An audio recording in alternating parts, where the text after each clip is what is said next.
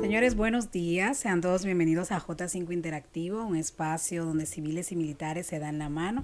Llegamos a ustedes a través de la radioemisora cultural La Voz de las Fuerzas Armadas, 106.9 zona metropolitana, 102.7 para todo el país. También en tiempo real a través de nuestro portal digital hifa.mil.do. Como siempre, les invitamos a darse una vuelta por nuestras plataformas digitales, @mdefensard, y también nuestra plataforma de YouTube, Ministerio de Defensa. Ahí van a encontrar todas las actividades y actos que realizan nuestras Fuerzas Armadas, pero también están disponibles todos los programas que hemos realizado desde que inició este hermoso proyecto de J5 Interactivo. Les saluda Camila López y como siempre quiero tomar un espacio para agradecer a nuestras autoridades militares por el apoyo y respaldo que nos dan para que cada jueves durante una hora ustedes puedan disfrutar de este contenido, especialmente nuestro señor ministro de Defensa, Teniente General Carlos Luciano Díaz Morfa del Ejército de República Dominicana, y nuestro director de Asuntos Civiles del Estado Mayor Conjunto del Ministerio de Defensa, General de Brigada Piloto Juan Carlos Vicente Pérez, Fuerza Aérea de República Dominicana. Hoy vamos a tener un tema interesante, así que no se muevan, pero antes, como siempre, vamos a iniciar con la palabra de Dios, que en esta ocasión se encuentra en Habacuc 2:14. Y el conocimiento de la gloria del Señor llenará entonces toda la tierra, como las aguas llenan el mar. Hermosa palabra para este día. Siempre le recordamos y le invitamos a seguir siempre nutrirse con la palabra del Señor. Y de inmediato vamos a hablar un poquito sobre las noticias en torno a nuestras Fuerzas Armadas. Hay diferentes actividades. Justamente ahora estábamos en una misa a propósito de la conmemoración del 163 aniversario del fallecimiento del patricio Francisco del Rosario Sánchez. Una ofrenda floral también se realizó, donde los militares resaltaron la labor y el trabajo que hizo nuestro padre de la patria para la fundación de nuestra nación. También hoy justamente también inició un recorrido de norte a sur por la frontera dominico-haitiana. El ministro de Defensa, Teniente General Carlos Luciano Díaz Morfa, inició este jueves un recorrido de supervisión de 3 días que abarca las provincias fronterizas entre República Dominicana y Haití para supervisar de norte a sur la listeza operacional de los soldados que protegen la línea divisoria entre ambas naciones. El recorrido se realizará los días jueves, iniciando hoy, mañana viernes y el sábado de esta semana, y según informó el ministro Díaz Morfa, se inspeccionarán las condiciones de los cuarteles militares, los puntos de vigilancia y las condiciones de las tropas que trabajan en esa zona. También se verificarán las operaciones para proteger los espacios soberanos ante cualquier amenaza a la seguridad y defensa nacional. En sus palabras, el ministro dijo que sabemos que nuestra frontera está bien resguardada de norte a sur por aire, mar y tierra, gracias al trabajo que realizan nuestros hombres y mujeres de nuestras fuerzas y cuerpos especializados de seguridad. Queremos respaldar con este recorrido la labor de nuestros soldados. Así es, y en otras informaciones también, ayer justamente el Cuerpo Especializado para la Seguridad del Metro y Teleférico de Santo Domingo, CESMET, conmemoró 17 aniversario de fundación. Con motivo a este evento se depositó una ofrenda floral en el altar de la patria y el acto fue encabezado por el director del CESMET, Mayor General Manuel Antonio Lachapelle de los Santos, acompañado por la plana mayor de la institución. Señores, hasta aquí las informaciones más relevantes en torno a nuestras Fuerzas Armadas. Vámonos a una pausa y al retornar vamos a hablar de un tema que se ha tratado mucho en estos días a propósito del paso del huracán Berly por el país. Así que tenemos a un especialista que ya nos ha acompañado en otros programas y va a hablar de las capacidades y el rol que juegan las Fuerzas Armadas cuando ocurren eventos atmosféricos de esta naturaleza. Así que vamos a la pausa y ya regresamos. Señores, ya de regreso en J5 Interactivo, un espacio donde civiles y militares se dan la mano. Y hoy vamos a hablar sobre las capacidades de nuestras Fuerzas Armadas para ayudar a la población civil ante emergencias. Y para ellos recibimos tenemos nuevamente en cabina al comandante de la Brigada Operativa de Mitigación a Desastre de las Fuerzas Armadas, el coronel Pablo Lugo Adames, del Ejército de República Dominicana. Comandante, bienvenido nuevamente a su casa, J5 Interactivo. Gracias, Camila, por la invitación y aprovechar la mañana para conversar un poco, no solamente a nivel militar, sino con la población en sentido general, de cuáles son los roles y la capacidad que tienen las Fuerzas Armadas para apoyar a la población en caso de emergencia o desastre. Sabemos que son los momentos más difíciles de cualquier ser humano y que ellos pueden contar con todos los recursos de las Fuerzas Armadas en apoyo a poder mitigar de manera más eficiente cualquier inconveniente que tenga. La verdad que vamos a hablar un poquito de eso y estamos disponibles para cualquier pregunta y sugerencia, y ojalá que el público también haga su pregunta de fuera para uno poder Claro responderle. que sí, sería bueno. Desde ya le damos los contactos de cabina: 809-200-3141, 809-200-3141. Ya vaya anotando sus preguntas y le vamos a abrir los teléfonos para que ustedes pregunten todo lo que tengan por ahí. Hablaba de los recursos con lo que cuentan las Fuerzas Armadas. Háblenos un poquito sobre ellos para que la población conozca con qué cuentan las Fuerzas Armadas cuando ocurre un evento atmosférico. Mira, los recursos militares hay que verlo de dos puntos de vista. Primero, hay que saber que las Fuerzas Armadas, su misión principal está dedicada a los temas bélicos.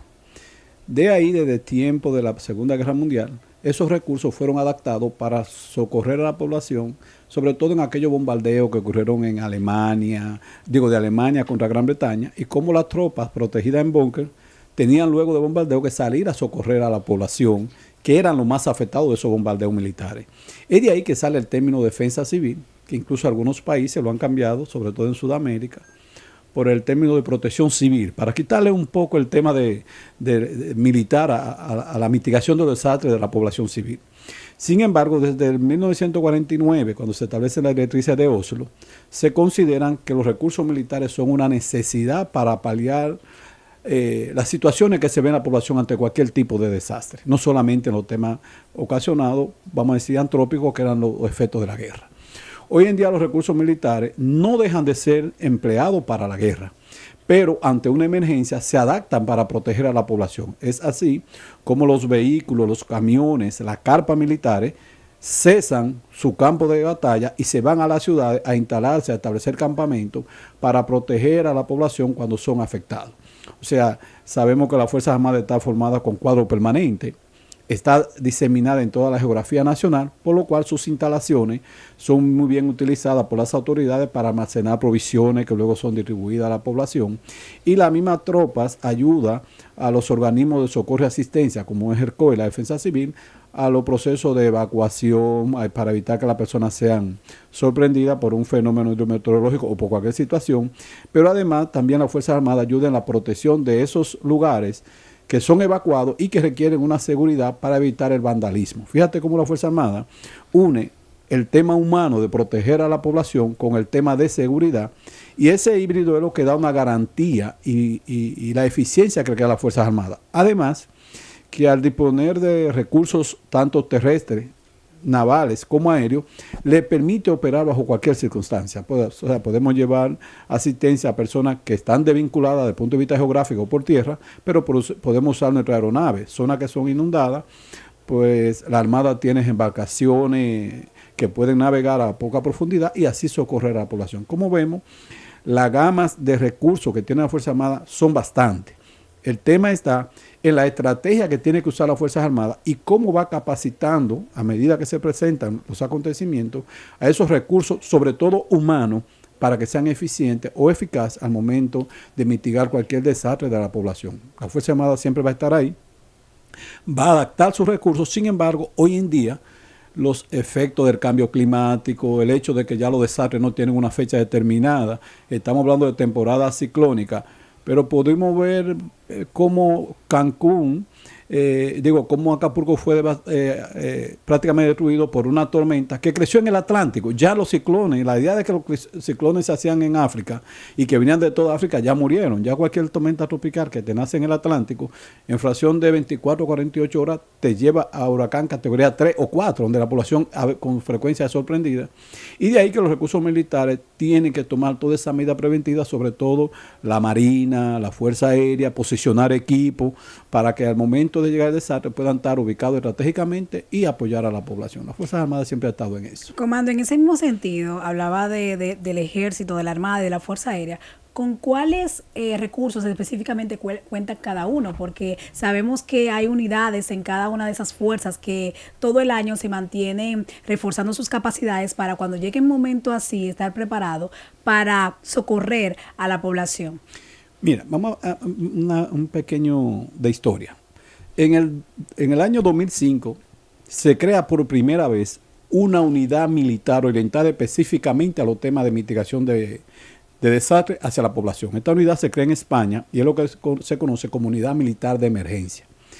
Ese modelo se ha ido replicando en prácticamente todos los países de América Latina. Es así como ya en el 2007, estamos hablando 2 años después, la República Dominicana crea su primera unidad militar de emergencia, un pequeño grupo de soldados, sobre todo en el ejército, para mitigar situaciones de desastre, orientado principalmente a lo que eran los incendios forestales. Luego esta unidad se eleva a tamaño batallón y a través de un acuerdo internacional con los países de Centroamérica se denomina Unidad Humanitaria de Rescate. Esta unidad, a pesar de que en Centroamérica está bajo el mando de los Ministerios de Defensa, en nuestro país está bajo el mando del Ejército.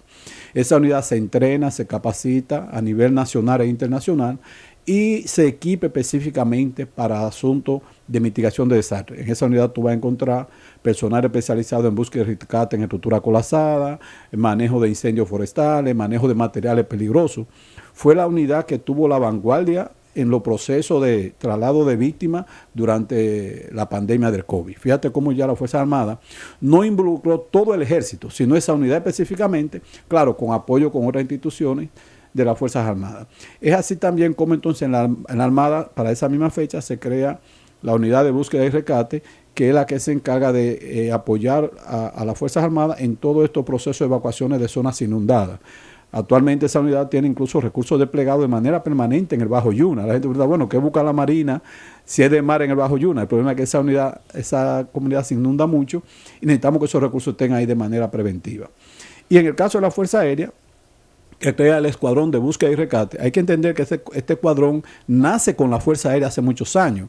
Estaba orientado solamente a los rescates de soldados en caso de un conflicto bélico y luego se fue adaptando con equipo especializado establecido con normas internacionales para apoyar a la población. Y ya vemos cómo nuestros helicópteros hacen evacuaciones de personas en alto riesgo, rescatan personas en áreas inundadas y fue la unidad que se utilizó para la evacuación que se hizo en Cerro de Maimón durante ese rescate de los mineros, una operación que duró unos 10 o 12 días y con el apoyo de la Fuerza Aérea se hizo después, al final, su extracción de la zona de desastre. Vemos cómo ya todas esas instituciones se aglutinan bajo la coordinación del J3 Fuerzas Armadas.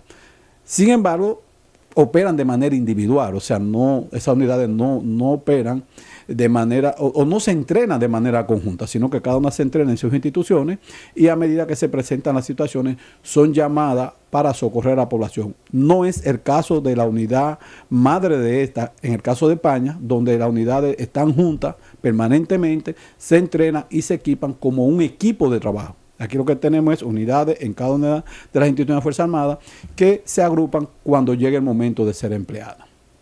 Sin embargo, comandante Lugo, también en el Ministerio de Defensa, como órgano rector de las Fuerzas Armadas, o sea, el órgano que la administra las Fuerzas Armadas, tenemos también una unidad, precisamente que usted comanda, que es la Brigada Operativa de Mitigación a Desastres, la BRION. En el caso de esta unidad, si puede hablarnos también cuáles son las funciones específicas que tiene dentro de este sistema militar de mitigación de riesgos. Bien, hago un aclarando. La BRION, como lo dice, es una brigada, por ende es una unidad del ejército. Ah, es del ejército. Lo que pasa es que al ser una brigada, el batallón de la OHR forma parte de esta brigada y es utilizada con frecuencia por el Ministerio de Defensa para coordinar la respuesta conjunta que da las Fuerzas Armadas. Acuérdate que la Fuerza Armada tiene lo que se conoce como doctrina conjunta, que es cuando convergen instituciones del Ejército, la Marina y la Fuerza Aérea para una misión en particular. Una vez termine esta misión, las unidades retornan a su punto de origen. Y eso es lo que hace la brigada. Prácticamente se utiliza conjuntamente con J3 para coordinar esta respuesta conjunta que tiene que dar la Fuerza Armada cuando el evento demanda de más de una institución. Sin embargo, la misma, vamos a decir, análisis de las operaciones nos han enseñado que este tipo de unidades no se pueden formar al momento de un evento, sino que requieren formación, entrenamiento constante antes que llegue el evento. Y segundo, que con frecuencia tenemos un problema de la rotación de la fuerza. La doctrina militar conjunta establece rotar a los miembros de la institución por diferentes unidades para que conozcan, vamos a decir, la institución. En el caso de la emergencia, se requiere de una permanencia mayor del personal en la unidad y esto sí nos dificulta a veces poder coordinar de manera eficiente. De repente un soldado que ha sido entrenado en la unidad, tanto en escuelas nacionales como internacionales, resulta que a los 2 o 3 meses ya está en la frontera. Entonces, tenemos un buen rescatista, pero lo que está es cuidando un puesto fronterizo. Entonces, no tenemos un buen soldado en la frontera y tenemos un mal soldado en la unidad porque no ha llegado un soldado que no tiene conocimiento. Entonces, hoy en día, la doctrina militar manda que las unidades de emergencia tengan una mayor permanencia para poder ser especializado en el área. No es igual tú entrenar un soldado para cuidar una frontera que un soldado para extinguir un incendio forestal, un soldado para hacer búsqueda en estructura colapsada, un soldado que tiene que llevar rescate en montaña. O sea, son cosas totalmente diferentes y requieren una mayor capacitación. Sin embargo, la Fuerza Armada continúa dando el apoyo a la población, pero entendemos que cada día más los desafíos son mayores y tenemos que mejorar esa doctrina militar para ser más eficiente en el tiempo. Y en ese sentido, comandante, quizás adelantándonos un poco en esta conversación, pero creo que es oportuno por lo que usted acaba de decir, la Fuerza Armada está precisamente y bajo el eje estratégico de nuestras autoridades superiores en precisamente rebustecer este sistema. Y la gente ya está muy familiarizada porque lo ve en la prensa, que hay un proyecto de ley en el Congreso Nacional que ya ha sido aprobado en varias lecturas, de la creación de un cuerpo especializado.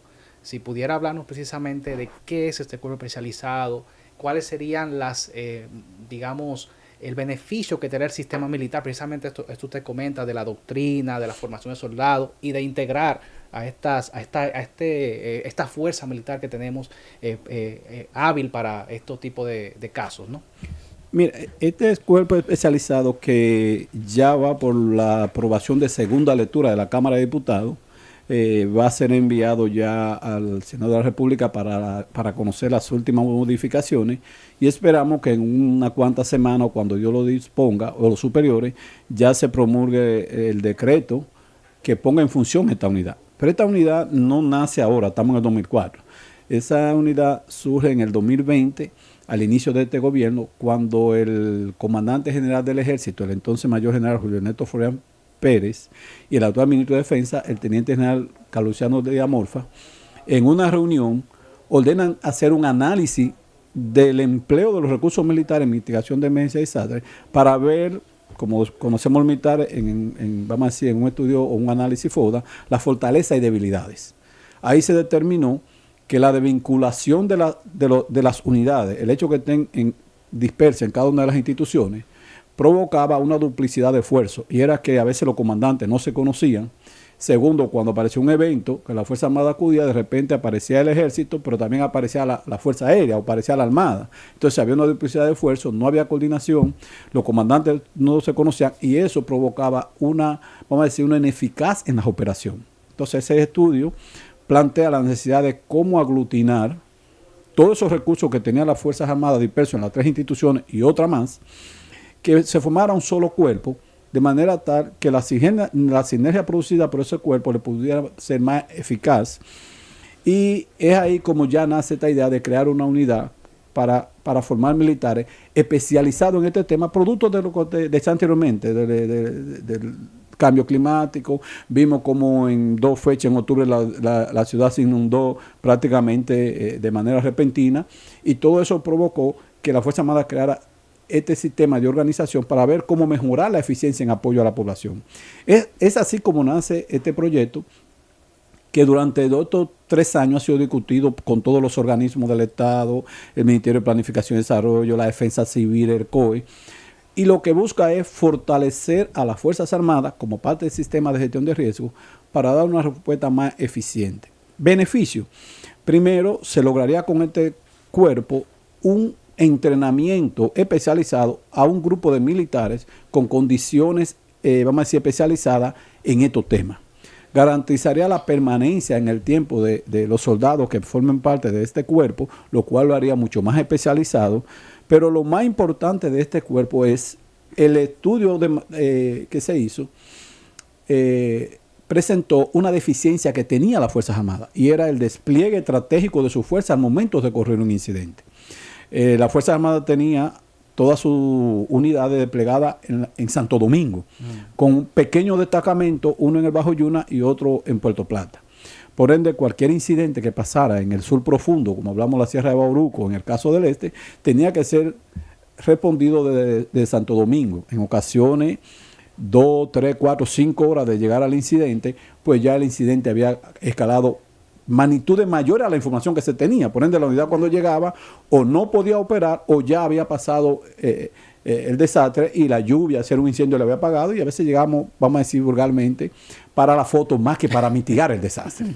Entonces, ese estudio determinó que había que hacer un despliegue estratégico para reducir los tiempos de respuesta, y es por eso que en el proyecto aparece ya una diseminación de 10 centros regionales de acuerdo a la división territorial de la República Dominicana, pero la ley contempla, debido a la importancia que tiene en una isla como la nuestra, sabemos la situación de nuestro vecino, el tema del medio ambiente, fortalecer el cuidado del medio ambiente, y el proyecto establece también 2 centros especiales, uno en Jarabacoa y otro en Constanza, para proteger la gran importancia que tiene la Cordillera Central y todo ese sistema montañoso en la biodiversidad de la República Dominicana. O sea, vamos a tener ya 12 unidades desplegadas a nivel nacional y no 2.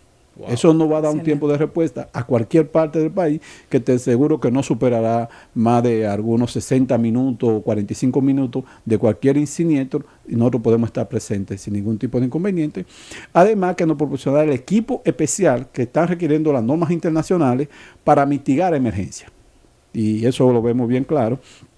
En el caso de la Fuerza Aérea, apenas a este año adquiere 2 helicópteros de 2 turbinas.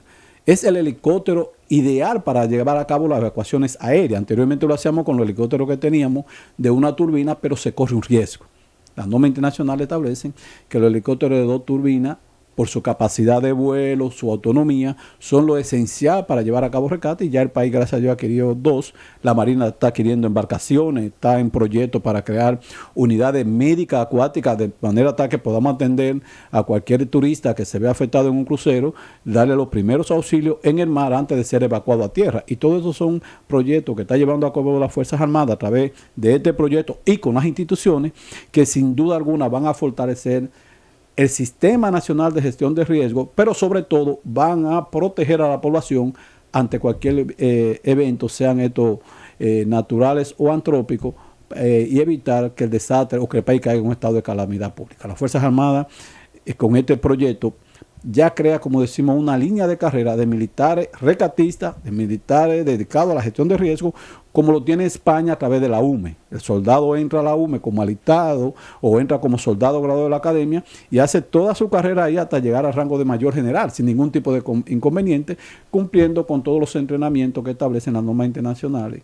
para llevar a cabo este tipo de operaciones de rescate y de protección de la población ante emergencias. No, y eso que usted dice es fantástico, porque realmente es algo que se necesita, porque nosotros somos un país que, por las condiciones geográficas que tenemos y la posición sobre todo, estamos constantemente expuestos a eventos hidrometeorológicos. Estamos también en nuestra geografía con varias placas tectónicas, fallas más bien, que nos hace un país riesgoso también de eventos sísmicos. O sea que realmente se necesita, como usted indica, una unidad de este tipo, que dé respuesta permanente, que esté ubicada en puntos estratégicos, para que en cualquier lugar donde pueda ocurrir esto, de manera rápida, pueda accionar. O sea que a mí me parece esto fantástico.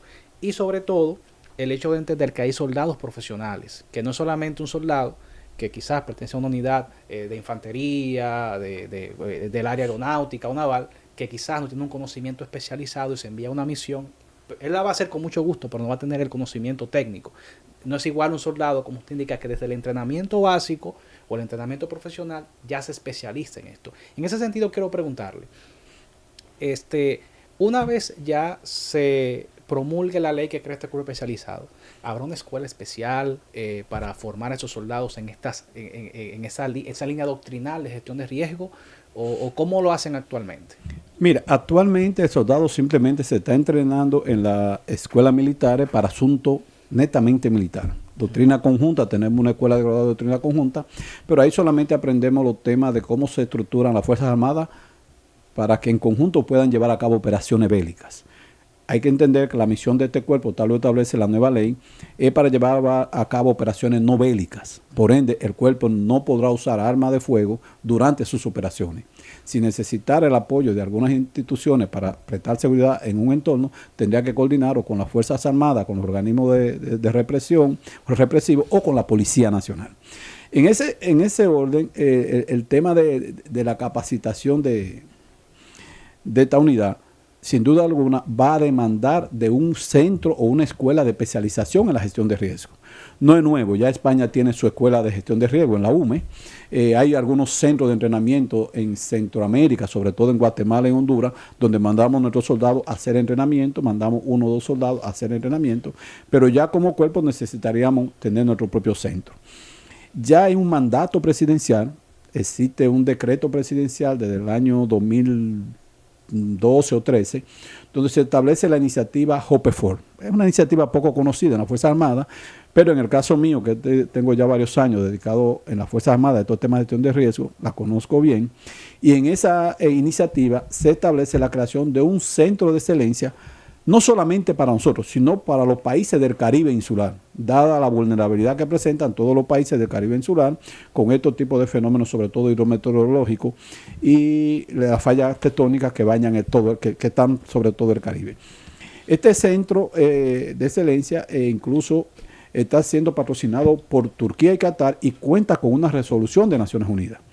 Yo entiendo que con la materialización de este cuerpo ya se iniciaría ese proceso de organización y estructuración. No se iniciaría, se inició este proceso de estructuración y organización, porque incluso ya la comisión que creó el ministro de Defensa para organización y estructuración del cuerpo ha desarrollado un programa de organización y estructuración de este centro de excelencia, el cual está en su fase terminal para ser enviado a la Universidad de la Defensa que tenemos para su evaluación, y se ha solicitado una reunión con una comisión para el manejo de los desastres naturales que fue creada por el presidente de la República para presentar este proyecto. O sea que ya la Fuerza Armada está dando un paso de avance hacia la creación de este centro de formación donde los soldados se van a entrenar desde los cursos básicos de gestión de riesgo hasta maestría en gestión de riesgo. Wow. La idea es que puedan desarrollar toda una carrera pasando por los diplomados, las especialidades, que hoy la vemos en escuelas como la de España.